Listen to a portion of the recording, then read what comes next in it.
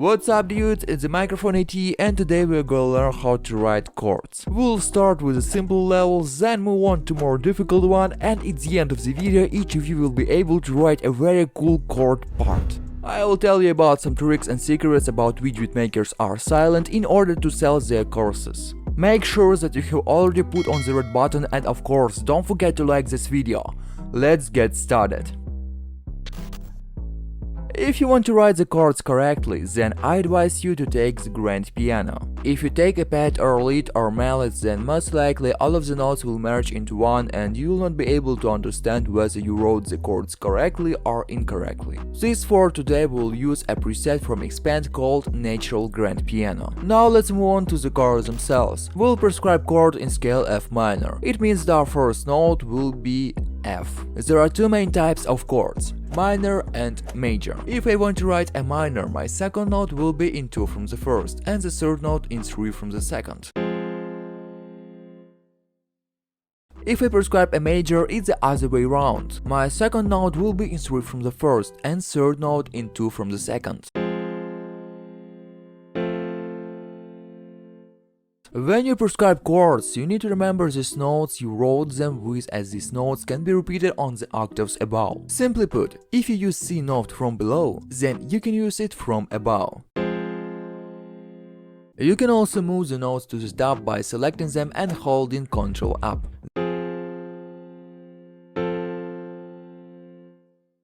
The only note that cannot be touched will be our root note F, because if you remove it up, the whole scale will be knocked down. So, you can only copy this note, you can't remove it from below. That was the beginning level, but it's enough to write something cool. Let's move on. Few people know, but in the scale you can use 5 notes instead of the usual 3. 2 additional notes are used to make the sound more atmospheric and saturated. If I write a minor chord, my first note will be 2 notes higher than the third, and my fifth note will be 3 notes higher than the fourth. If I write in a major, my first note will be 3 notes higher than the third, and my fifth note will be 2 notes higher than the fourth. You can also copy and move them up octaves higher. The next step, we will write a melody and figure out why even if you write the chords correctly, you'll not succeed. That's exactly why we need the scale here. Let's our first chord will be in the same place, and the second chord we'll put here. And here we have a problem, because the chord doesn't sound. The problem is that our chord isn't in the scale. Simply put, all of the notes of the chords should be on the orange stripes. Note E and note B doesn't stay on the stripes, so we move them up and make a major chord. Let's listen now. Yes, that's it. The next step, we'll copy the chord and put it here.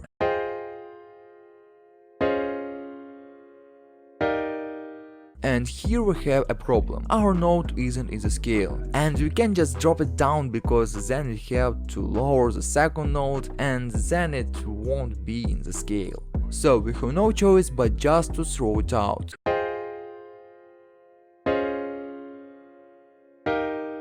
Well, the first note will be in the note F, and since the other note isn't in the scale, we'll simply drop it and thereby make a major chord to a minor one.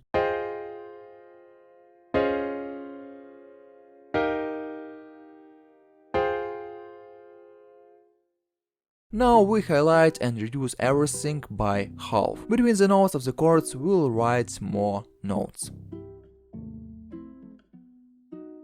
Now we take these notes, select and click Ctrl D. And then we put it an octave higher. And that's how it all started to sound.